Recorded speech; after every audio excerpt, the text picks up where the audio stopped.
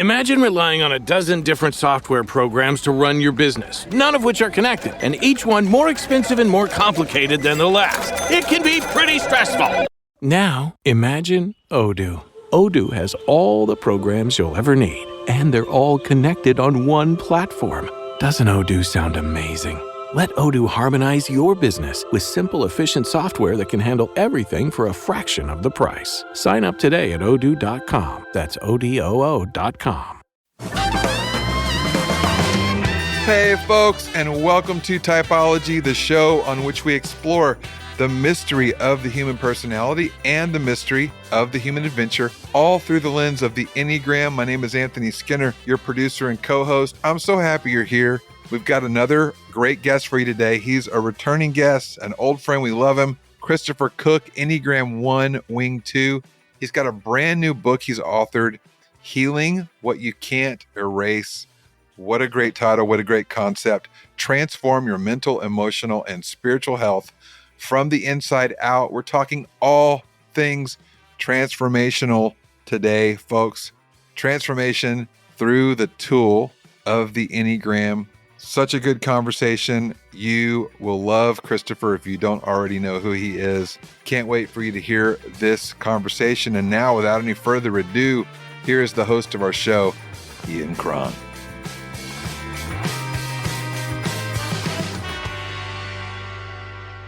Hey, Typology Tribe, Ian Cron here, back again with another episode of the podcast. You know what I'm going to say. The podcast on which we explore the mystery of the human personality and, more importantly, the mystery of the human adventure through the lens of the Enneagram. I'm joined by my good friend, Anthony Skinner, based in Franklin, Tennessee. Anthony, how do I find you today? I'm doing good.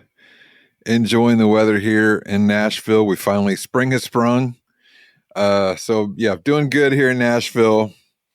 Waiting for you to get yourself back here. And really excited because we have a returning guest today. And he's someone we know, someone we love. Make that introduction, Ian. Man, everybody, if you did not hear the first podcast that I did with our friend Chris Cook, author of the new book now, Healing What You Can't Erase, Transform Your Mental, Emotional, and Spiritual Health from the Inside Out. If you did not hear that podcast, go back into our archives and listen to it because a lot's happened in our friend's life since then. Chris, Enneagram 1 that you are, welcome back to the show. I'm so glad to see you both. Yeah, great to see you. It is great to see you, man. So tell us, as an Enneagram 1, last time we spoke was in 2020. Yep. This book is about transformation. Mm-hmm. How have you, in keeping in mind the Enneagram, how have you changed since that time? Wow. In many ways, and this is the work of my new book, transformation is such a slow grind. Oh, yeah. And what I'm so thankful for in the awareness of even my Enneagram 1 temperament is that as an improver, I'm always like, hit the pedal to the metal, let's go, let's improve, let's fix. But the strength of that has allowed me to do some deep work on woundedness, on dysfunction, on blind spots in my own life, fear motivations, you guys. Like even the last time we talked, oh my goodness. I look back now, let's say 3 years from the last time we spoke here on the pod.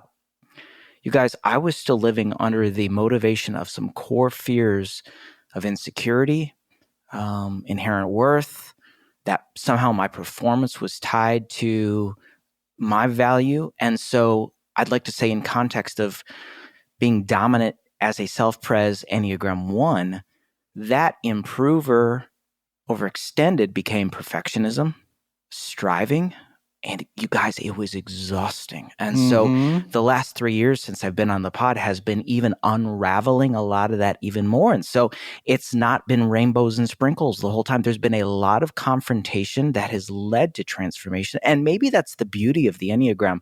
It is not a, hey, I've checked this box, I'm good, now I do other things. It's like it is this reference point that I go, hey, okay, if one of the great gifts I bring to the world is wholeness, how is that somehow being distorted through a lens of anger, fear, my ability to love detail and precision overextended becomes criticism, self-hatred. So you guys, it's like, I'll even say this confidently and candidly 3 years later, it's not that our last conversation was inauthentic in the slightest way, but there was, if I'm not trying to kid myself, I'm like, okay, I've got to perform well so Ian and Anthony like me, so that the folks trust me, so that I'm in a good light. And you guys, like, that's insecurity. And I'm okay saying that publicly. I'm to the place now and still growing.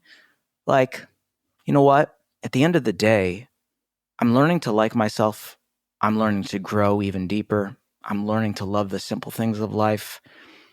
If I'm quirky in one way and quirky in another, it is who I am. And it's not to say that I'm living this life of, I don't want to change or improve, but it is to say that you guys, I don't know, a lot of that drive to self-protect because of fear of rejection is gone.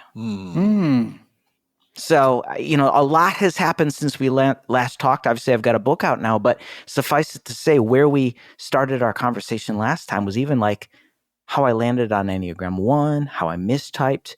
But you guys, like, this is the meta narrative of the strength of fear and shame and guilt and the insidious nature of those things to affect all of us in different ways. And the Enneagram, specifically your book, Ian, and the IEQ-9 have been like laser-like in my ability in community, like our mutual friend Kurt Thompson would say, like our confessional community. That has been a lifeline for me. So a lot's changed, you guys. There's so much in this new book that I really love, and that resonates with my own thinking in the current moment. I think one of the mantras that I have in my coaching work, I have a couple of guys in their mid-30s, very successful, and working on transformation, the journey of spiritual and emotional transformation. Yeah. And I remind them, my mantra is, it's going to take a minute. Meaning, and this harkens back to a quote by a guy from Regent College, whose name I can't remember, but I remember the quote. He said that spiritual transformation is the slowest of all human movements. Yes, I agree.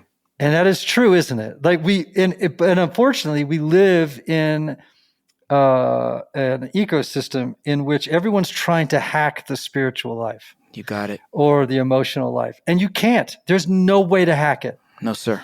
And in part because, and this is something that you talk about in the new book, Healing What You Can't Erase, is because we overestimate the power of willpower.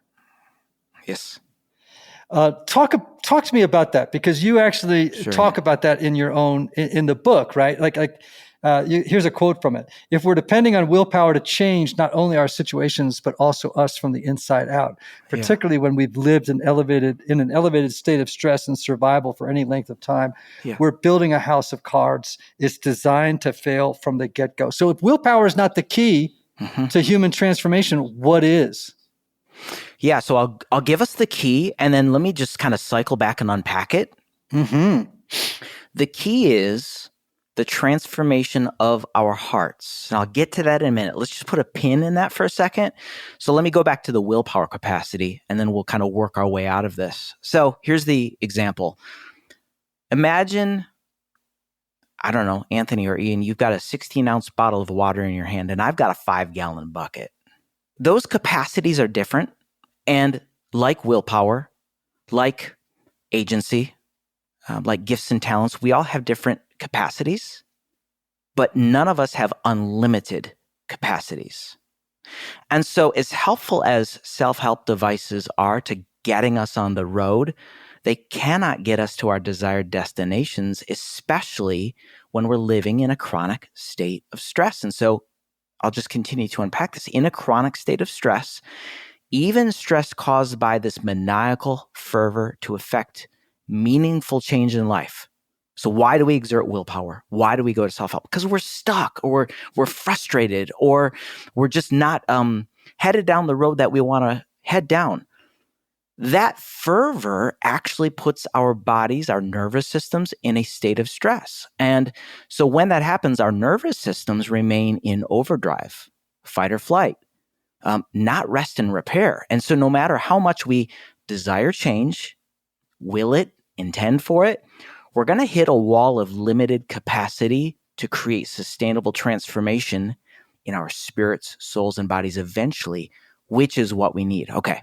The stress and fear responses to life, you guys, because they live in the subconscious, not where the will is, they're 1,000,000 times more powerful than the executive function of the mind. They're 1,000,000 times more powerful than any assertion of desire, intention, or drive. And Ian, I'd love to even know, like in your coaching and your experience as a spiritual director, I've learned this, that like 95% of our interaction with everyday life is an outflow of the subconscious narrative. So what that means is it's not willpower. I mean, again, it'll get us on the road, fine. But we need to get to the root and heal the root to change the programming. Willpower says change circumstance, change stimuli. And that's fine. But when we change the heart, we can flourish and be in health even in the middle of adversity. Another way of saying the same thing is this. Maybe it's not our circumstances that need to change, but our lens by which we see the circumstances we're in. And that means healing the heart. Now, here's hitting the bullseye.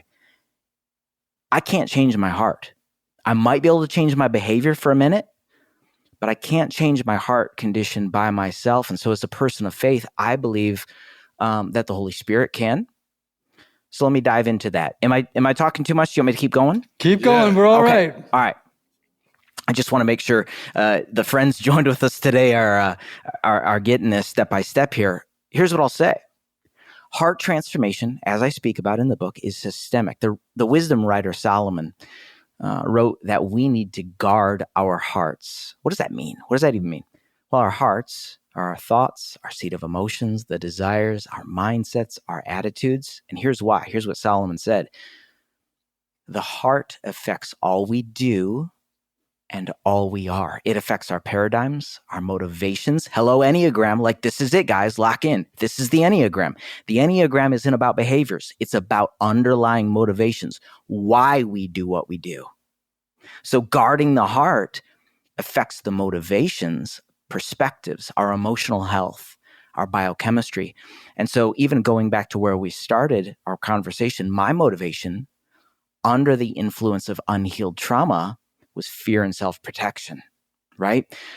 And so this is why heart transformation is the better option when it comes to making meaningful, sustainable change in life. And back to what you said, Ian, about spiritual direction and spiritual growth. It's slow. It's hard.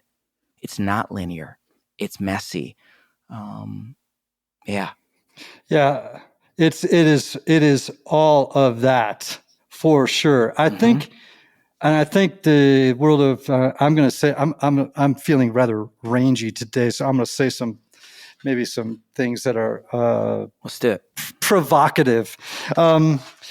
I think most of Christianity in the faith-based world, in faith-based publishing, is based on the myth of reformation.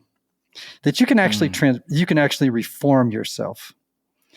And reformation is not transformation. Come on, Ian. Like reformation, as a therapist, I've tried to help reform people. And people think, but I'm a good Christian. I'm trying to, and they confuse reformation, which is like trying, maybe I read it in your book. I can't remember whose book I just read this morning, but it's like, we have addictions, proclivities, reflexive ways of acting, thinking, and feeling that we have absolutely no power over. Like, I'm just saying, like forget it. Like if it's like trying to stop an avalanche with a traffic cone. It's just not going to happen. Right? Like there are parts of us that will eat our willpower for lunch. It's just, like, forget it. I was talking to someone today laughing, how many times have we said, well, today's the day I'm not going to have an inner critic. Good luck, right? Because you're an Enneagram 1. Today I am not going to have an inner critic. And by golly, and you try as hard as you can to stop the inner. You try as hard as you can to stop the inner critic. And then what do? Your inner critic beats you up for not being good at stopping your inner critic. Like, it's like, it is you. You're nailing it. Reformation does not work. And this is something, and again, this is part of a new book project I'm working on. Like this idea that when we do that, all we're doing is taping fruit to trees. That's all we're doing. We're just taping our fruit to the tree. I'm going to try. Wow. I'm going to try and be this or be that and change this about myself and try this. And then it'll look good for a minute, but it cannot stand against what's going on inside the human heart. Am I resonating with what you're talking about? In so many ways. Here's why. And let's just connect our two thoughts. You're talking about reformation and how it is not equivalent to transformation. Well, this is exactly the notion of neurobiology and neuroscience to say that in the limbic system, the survival brain, that's where the seat of emotions and traumatic memories and unhealed wounds, all that is there. And if 95% of our daily lives is run out of that subconscious tape that was recorded from ages 0 to 7, and now 35, 40, 50, 60, 70. I coached a 72-year-old man 6 months ago, and we found a core wound from his childhood when he was a little boy. He's 72 years old, guys, and he's trying to affect change in his life. And until we brought healing to that cellular memory, he was hitting a wall. Ian, I think you are exactly right. And what happens is, in Christianese, it's just self-help with a Christian veneer, and it's not transformative. I think you're exactly right, Ian. We've got to get to the issues of the heart on the path of discipleship and formation that really gives access to our hearts and is in the process of true transformation. And that's hard, and it takes time. Yeah. Well, it's called rewriting a new story. That's exactly it. And which you've alluded to that when you talk about changing the lens through which we see. And usually that lens is narrative in shape. Yes, sir. Right. It tends to be, can be well explained, or part of it is illuminating what's the story we're telling ourselves and others about who we are and how the world works. And then interrogating that story. And then through a process of giving God consent to do in us what we cannot do for ourselves. See, that to me is people come to me and say, oh, how do I forgive my mother? And I'm like, okay, well, guess what? You can't. You just can't. I just don't think you can. Now, you can make progress on the journey. You can do a lot of things.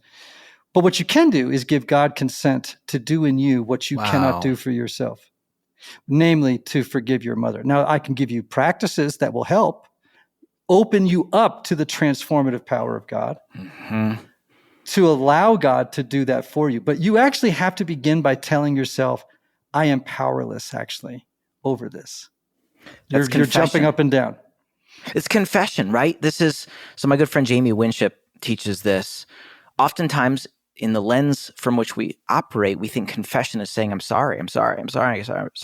But when Jamie was a police officer in DC, he tells this story. When he would bring someone in for a confession, he wasn't asking for an apology. He was asking for truth. We have to come to the Lord in truth. He won't deal with us in the false. Here's my mess. Here's what I believe about you. Here's what I believe about myself. Here's what I believe about others. And he's like, I can deal with that. I can work with that. As messy as it might be, it's true. Freedom starts with truth. Yes. So now I'm going to go off in a weird lane. Here we go, Anthony. Weird lane time. So one of the reasons I became a priest, an Episcopal priest, was because I had a very high view of Eucharist, or what some people call the Lord's Supper. Some people call there's a bunch of whatever your tradition chooses to call it. Right. When you see on the road to Emmaus, there's this which is maybe my favorite text in the New Testament. You have this moment where they don't recognize Jesus, right? Wow. And so Jesus begins to quote Scripture, right? Looks at Scripture, and they still don't get him. This is where Protestants get it wrong. They're always like, well, let's just go to the Bible. It's like, the two guys on the road still didn't get it after the Bible was quoted verse and, like by the master himself. They still didn't see who he was. It wasn't until it was twinned with an experience. And that experience was a meal. And the reason I'm saying this is because we tend to overprivilege the mind's ability to apprehend a text or an idea in the Bible and think, oh, that's going to change me. You need more than that, right? So what happens in the Eucharist is we break this meal. Something strange happens. But one of the things that happens is we have to put our hands out in this posture of openness and receptivity. And we open these hands, and into those hands is placed this bread. Now, I'm always telling people, this is why I do that every single week, because there's something that happens when we open our hearts, our hands, our lives, the interior posture to God and say, look, I can quote the Bible. I can read a million books. I can go to retreats. I can do whatever. And all those things may be helpful and supportive on the journey of transformation, but they themselves alone will not bring about transformation. Something, dare I say, supernatural has to happen, which is that one has to open oneself up to the pervasive, invading power of God. And to actually quiet the ego, which will say, we can do it, we can do it, we can do it, we can do it. If you just give me the power, I'll do it. It's like, no, actually, you can't. You've fooled me too many times. I need to open myself up to an experience of God so that the fruit on the trees will come out of the branches on their own. And you will say to yourself, how did I change? Like, I cannot begin to tell you how many times this happens to me every single day.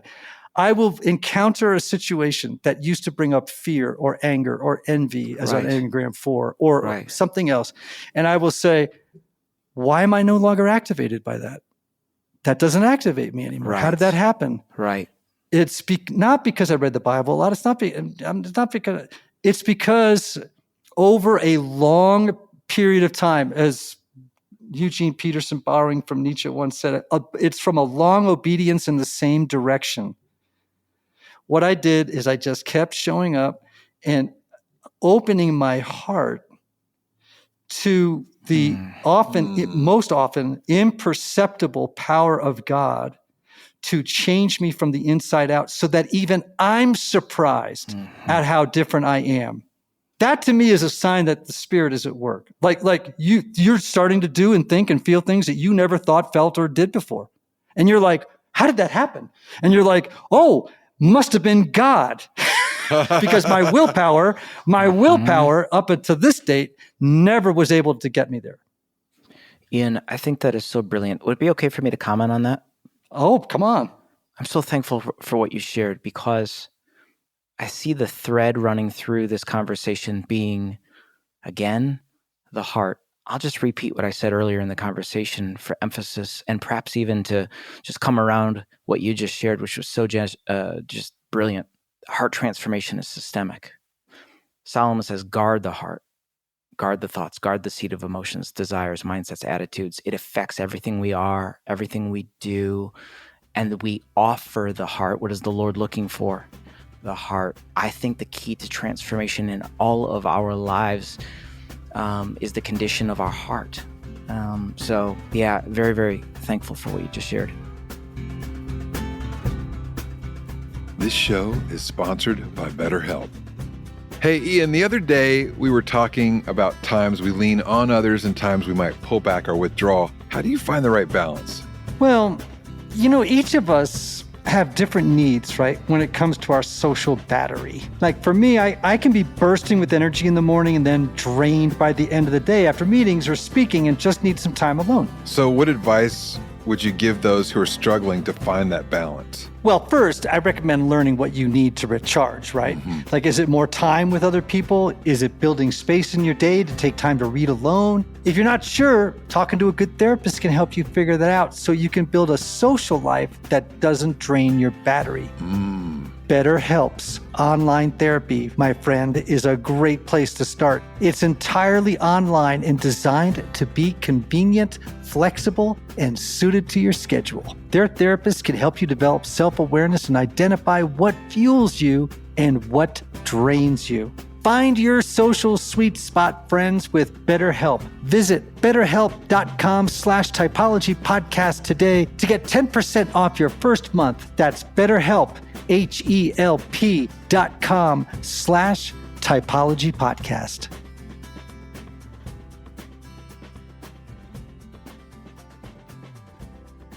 There's a, by the way, if you ever have a chance, let me see if I can find it. But there's a great article in the New Yorker, and it was Patti Smith, the godmother of punk, God bless her, Oh my gosh. and a brilliant writer, a brilliant National Book Award winner, just a genius writer. Patti Smith wrote a short story, and it's maybe it is maybe the most beautiful in compression presentation of the gospel in 3 pages I've ever read. What's the story? And I think it's called Sticky Fingers. And if you looked it up, it would be in the New Yorker, Patti Smith, Sticky Fingers. But it's all about the heart and about desire and how we go off the rails when we try to make things happen on our own, apart from grace, which is actually, and I have to say it, I just think so many of us spend our lives trapped inside of an ego disguised as God that's trying to actually to perform an act of self-salvation, and it can't be done. And it is frustrating, and it disillusions people because they just haven't been taught that the key is to get over yourself, capital S. 100%. Right? To transcend the self. That's it, Ian. And to allow God to do for you, again, this is the mantra, to do for you what you can't do for yourself. And I think that's what you're trying to get at here in this, wonderful new book of yours. And again, I'm going to remind people the title, Healing What You Can't Erase, Transform Your Mental, Emotional, and Spiritual Health from the Inside Out. Now, you as an Enneagram 1, we oftentimes say every type has a core fear. The fear of the one typically has been the fear of being morally corrupt, of being fundamentally bad at some level, but disordered isn't the right word. That'd be more fourish. It's more like to be, I guess, just morally corrupt. Is that your experience? I think, just to nuance it a little bit, it's less about moral corruption and for me being defective at my core. Okay. Defective at my core, hence the inner critic, which is why, we talked about this when I was on the pod last time. I mistyped initially as a 6 because of the unhealed wounds that were lighting up aspects of the test I took. I was like, okay, 6. But then as I experienced healing and went on this journey of transformation, it cleared the clutter, so to speak. And I more properly typed as a 1, which resonates so deeply. And yet, as a 1, that inner critic speaks not to my performance, but goes right to, you are useless and stupid. You are defective. You are at your core just not good enough. That there is something in the language of the IEQ 9 assessment, that there is something, quote, intrinsically wrong with me. So it wasn't an issue of morality. It was like inherent identity aside from good performance. So if I, as an improver, 1, bring wholeness as my gift to the world, overextended, in dysfunction, under stress, I then improperly translate the gift I bring to, if I don't bring it, I become perfectionistic. And I am defective at my core because apparently I didn't bring wholeness well enough or enough in and of itself. So let me just say again what I said earlier, because I think this is a message of hope. Yeah, I hope this is a message of hope for people. It's gonna take a minute, and I just say this as a 63-year-old guy who only recently I had an experience with my friend Michael Cusick, this great therapist, and we were leading a retreat together in Mexico, and he had shared a story with me that led me to this moment where I'm in the shower and I've got this beautiful window overlooking the ocean, the Pacific, and whales are jumping everywhere. It was just a beautiful moment. I'm sort of staring out the window, and I had this moment of realization that I felt whole. And I realized it had taken me 63 years to have that moment. A moment where I finally stood back and said, you know what? You're okay. I think I'm okay. Can I ask you a question about that, Ian? Yeah, please. When you had that moment, what did it do to your body? Oh, well, I mean, obviously. Like, what did you feel in your body? Did you notice anything unclenched? Did you notice anything? Because I'm so fascinated by the integration of spirit, soul, body, and I'm curious about that. Yeah. Well, the best way I can explain it, and by the way, this is a feeling that I think is not limited to that experience, but I can name other times in my life when I've had it. Yeah. It is the experience of dilation, where the chest opens. And there is this kind of inner, and one would really appreciate this experience, where the clenching goes away. Nailed it. Where that inner clench, the pinch, that pinch at the core, that pinched feeling just kind of softens. And there's this dilation in the chest where you almost feel like everything's opening up and you feel this great sense of release and relief. Wow. Anthony, you're smiling. Why are you? No, just identify. I mean, yeah, right? Totally, Oh, me too. 100%. Yeah. So that's what happened for me in that moment. Yeah, that's the reason I asked, because from that somatic perspective, as I got healthier and as I continue to get healthier, I can feel my one unclench, so to speak. Yes. And I can give and contribute and bring solutions without the gnawing fear of, if I don't, I am not. Powerful. Yeah. Yes, but it is a gift. Yeah. And all you can do, this is my own, I'm sorry if I sound like I'm preaching today, Anthony, but here's the deal. All you can do is set the table for that experience. You cannot manufacture it.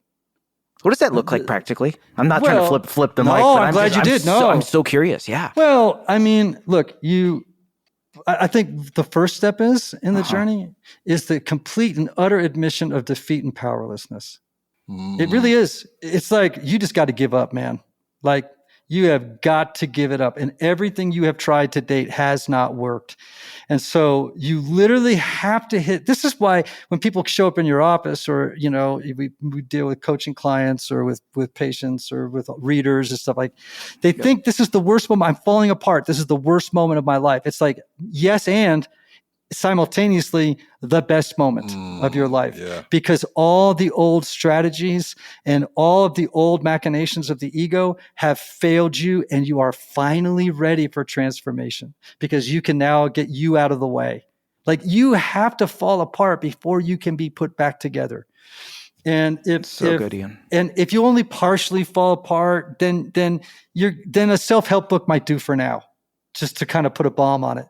But it's not really going to change you. It's in the absolute moment of defeat. I cannot overcome this addiction to drinking or porn or to this. I can't give up having an inner critic. I can't give up this. I've tried everything I know how. And when you finally throw down and utterly surrender to God, higher power, depending on whatever your religious orientation is, then that's when the ice breaks up and the ship can move.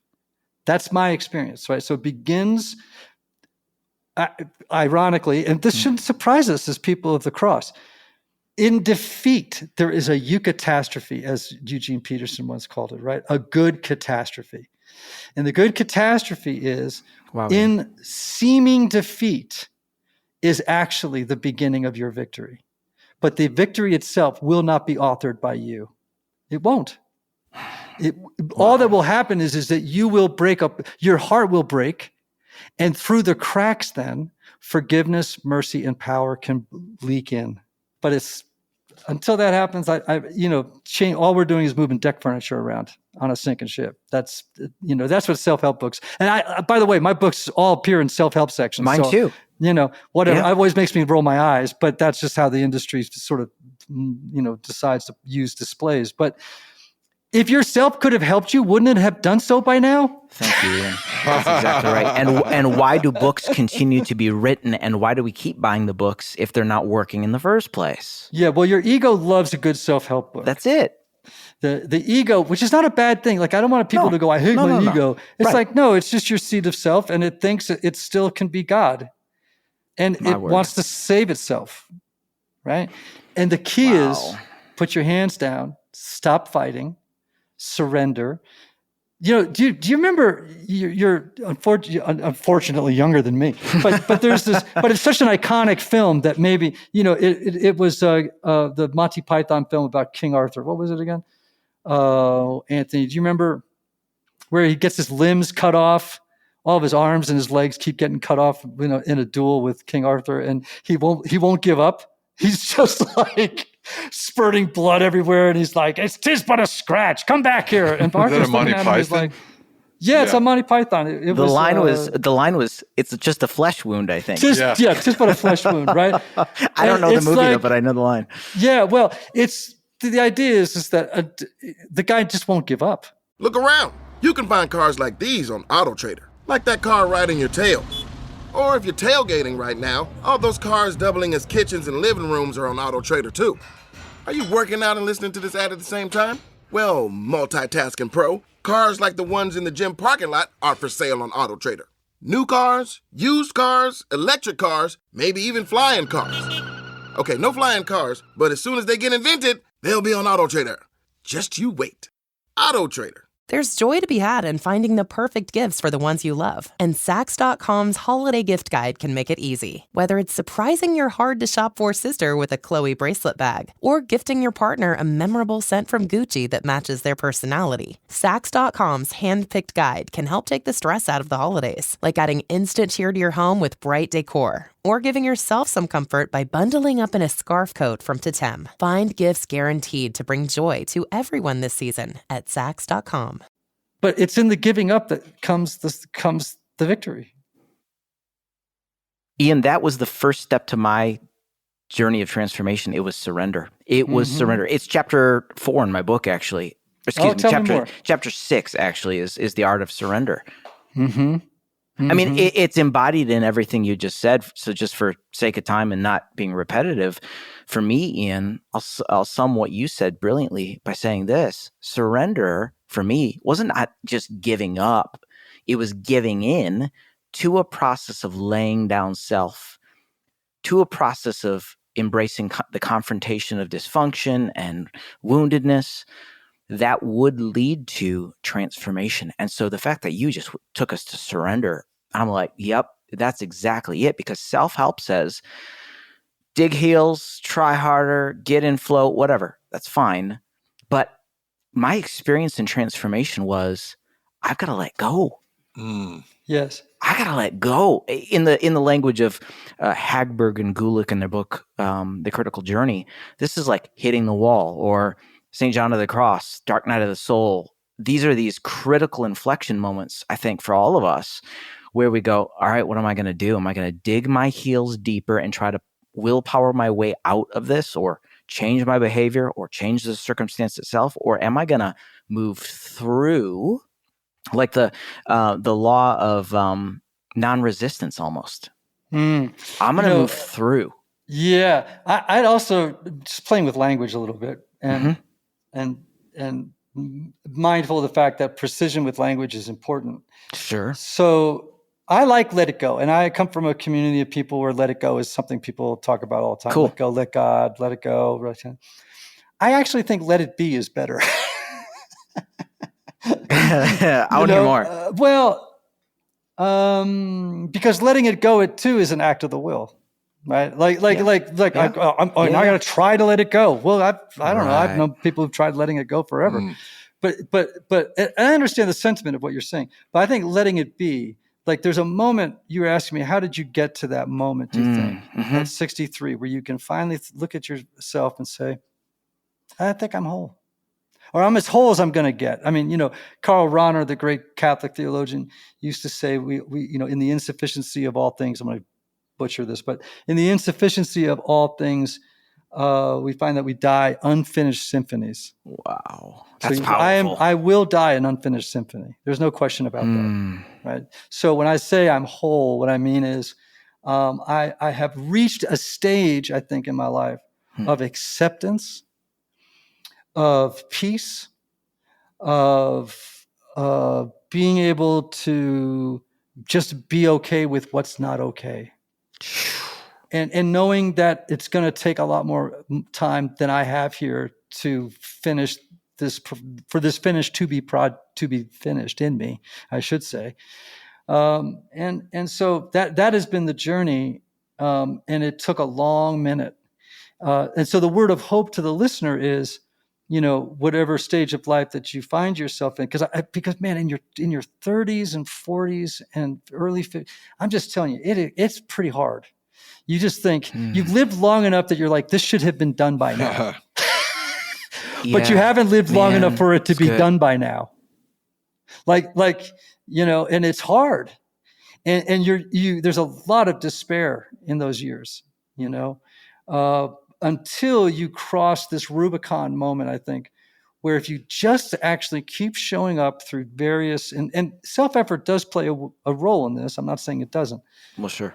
But what the effort isn't in, I'm going to fix myself, which would be a very one-ish thing to do, be a very eight-ish thing to do, right? Yes, I'm going to fix right, myself. Right. And then God's going to love me, right?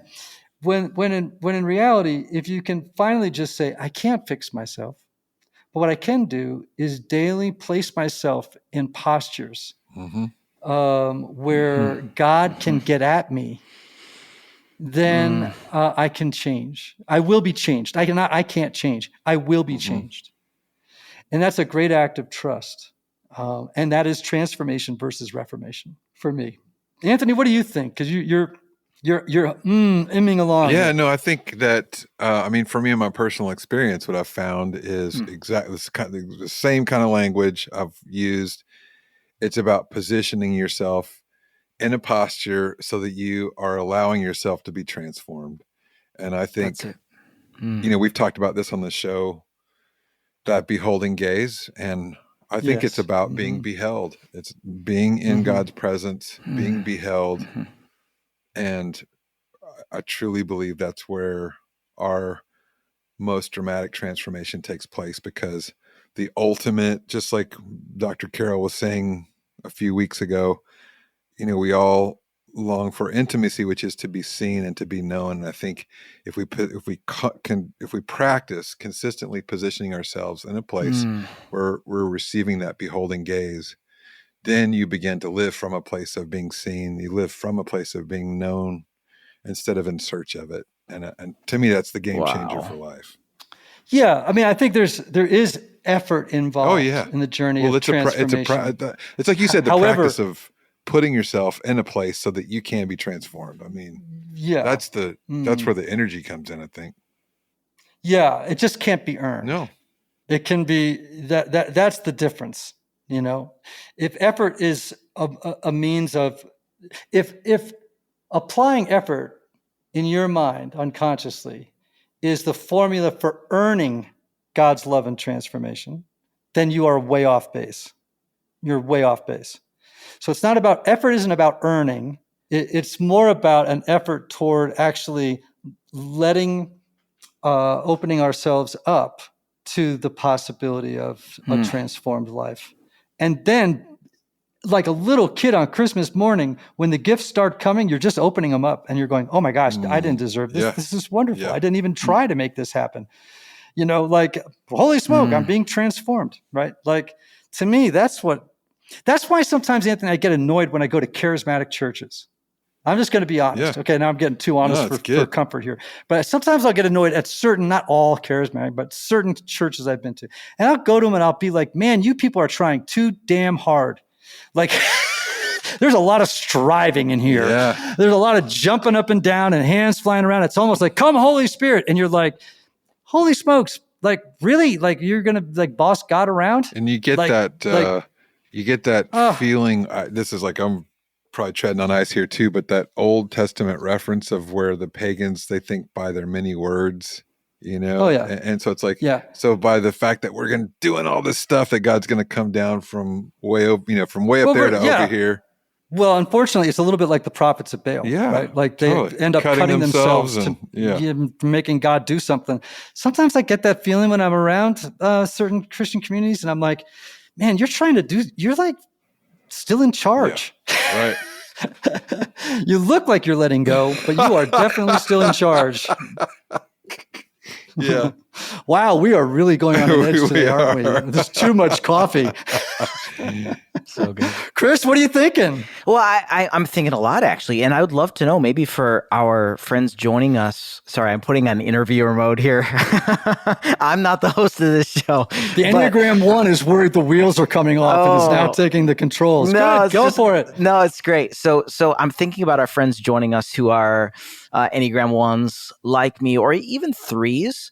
So we've been talking about like surrender and opening our hands and our hearts, but how do we not transpose this, guys, to passivity and then like que sera? Because we're talking about surrender that requires intention and focus, not striving and effort. But how do we not conflate, for all of us, for me listening, joined in this conversation, how do we not conflate surrender with living a passive life and just, again, whatever happens, happens? Because that's not formative either. No, but you're talking about the difference between passivity and receptivity. Say more. And well, receptivity could look like passivity. Okay. But it is actually very intentional. It is a, and this is a very scriptural idea. It is a waiting. It is a form of attentive waiting for God to do in us what we cannot do for ourselves.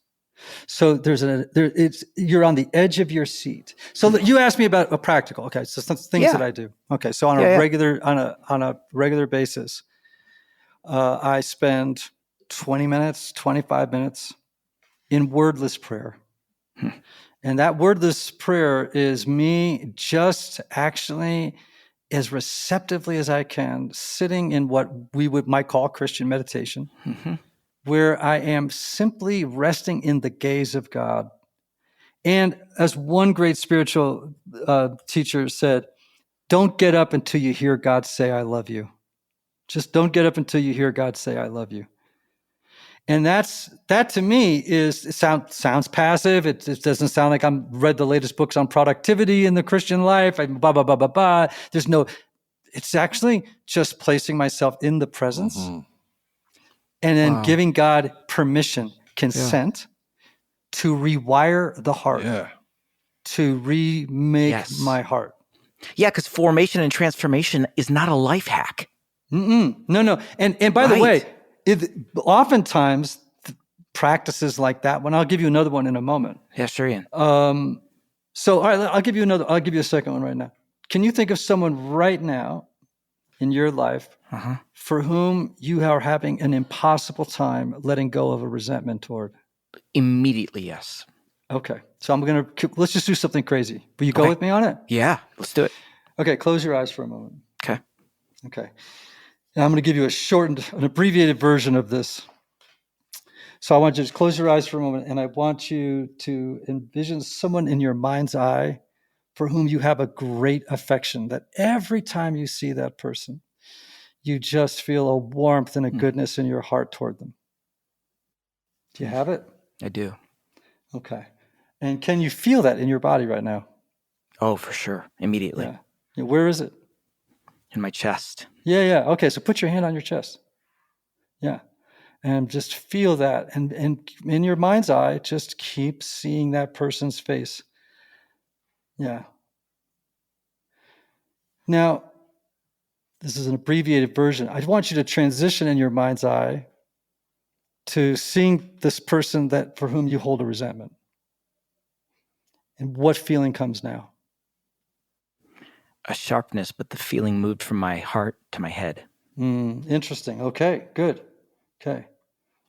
So now what I want you to do is say these words that I use in the show. Looking at that person in your mind's eye, you would just say, may you have love. May you have love. May you have joy. May you have joy. May you have peace. May you have peace. May you have healing. May you have healing. And may you have rest. and may you have rest.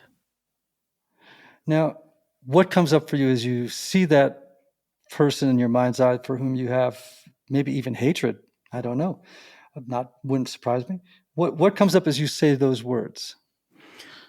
It's like I can feel the transition trying to happen, but it's like it's shaken a little bit. It's not immediately transitioning into that place, but I can feel the chords of disdain, the chords of resentment, the chords of this should not have happened. You betrayed me. All of that. I can feel them loosening.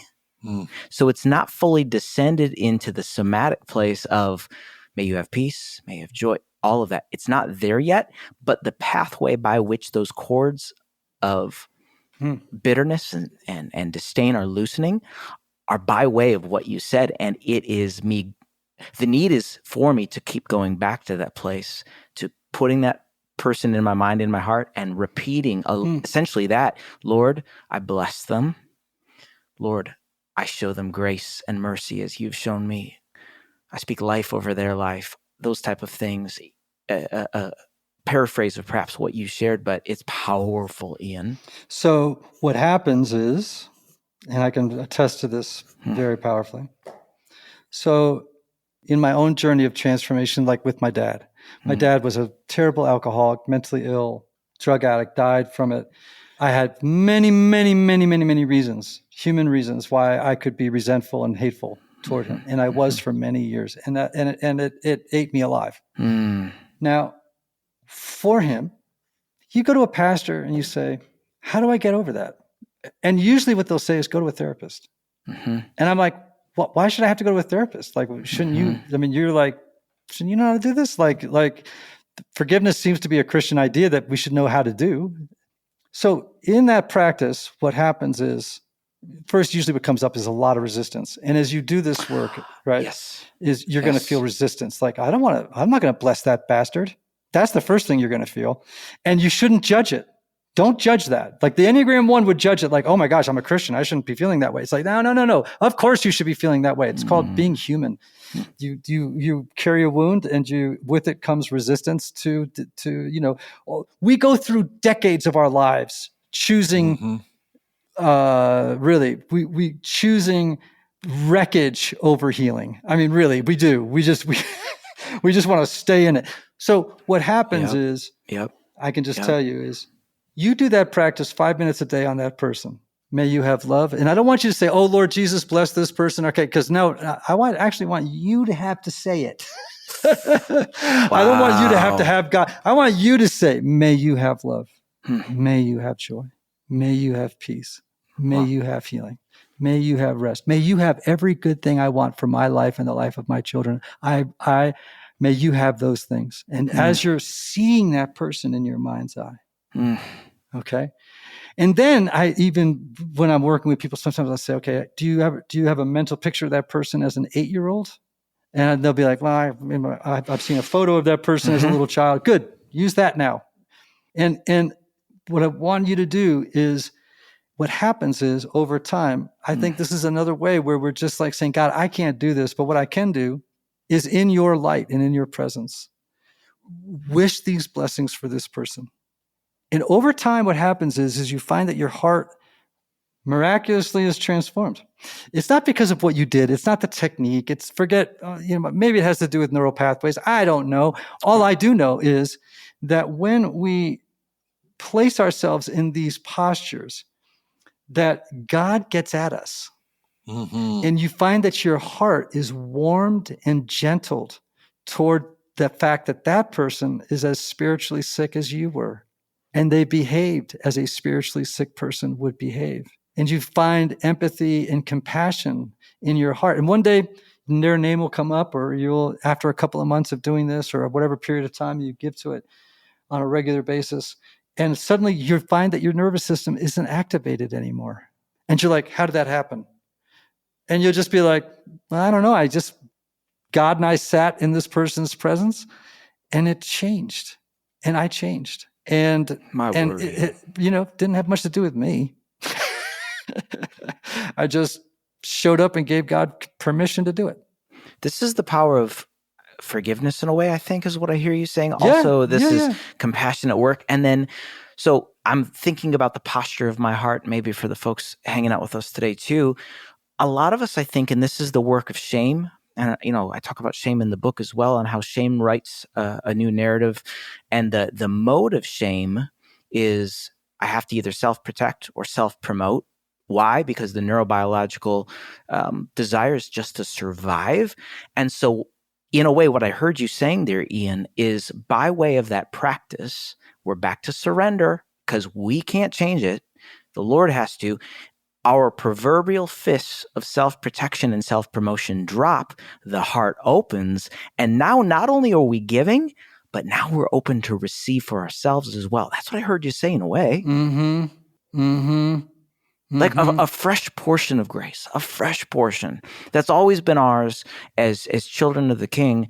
But the isolation, the shame says, hide, you're not safe. Therefore, you have to take care of yourself. Why else now do you have to self-promote, self-protect? I mean, the circle just kind of continues, eh? Yeah, exactly. So you have a thing though about renewing the mind. You talk about this four-step thing called SEED. I like a good acronym. As a person in recovery, we love us some acronyms. Cool. Tell us about that.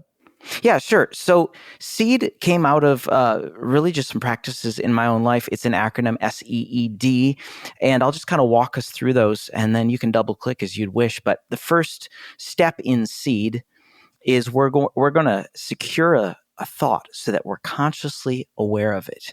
We're going to hold it in our hands like a physical object.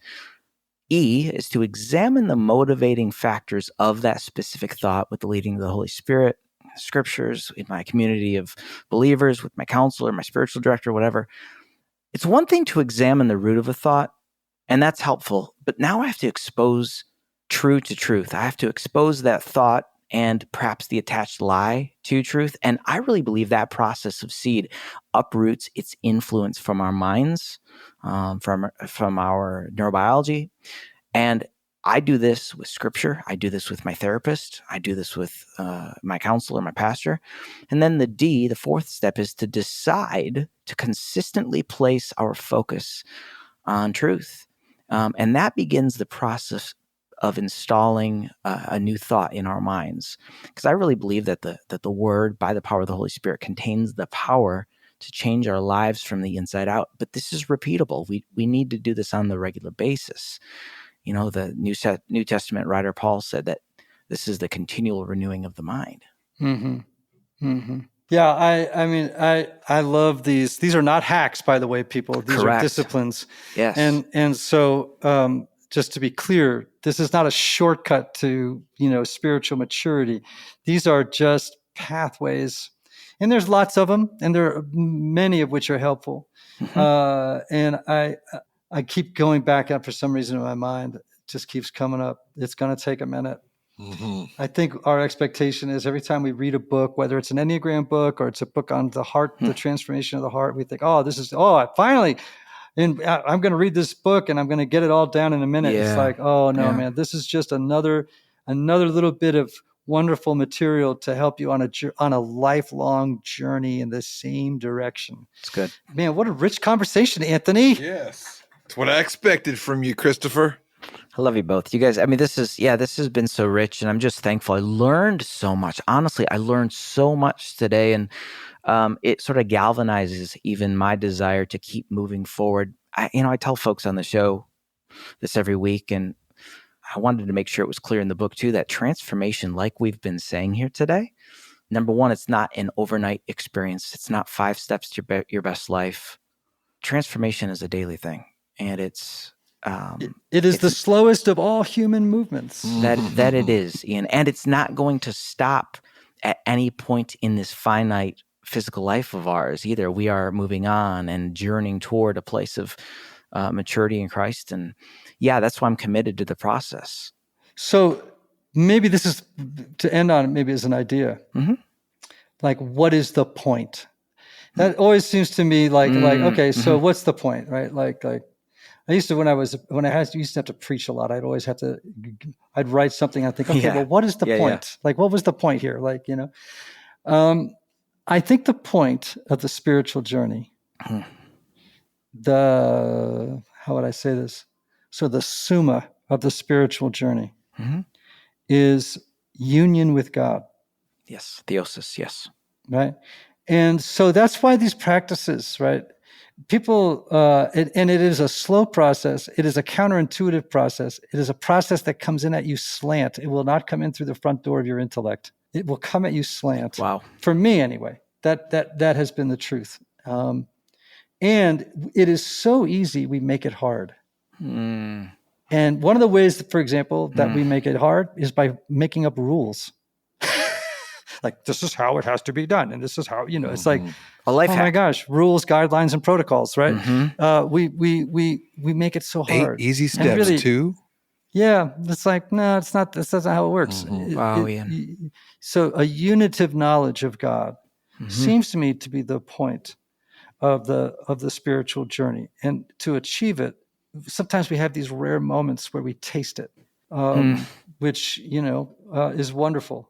Other days we feel very far from it, which might mean we were very close. We don't know, because our ability to actually assess the situation is usually very skewed. But Gosh, that's good.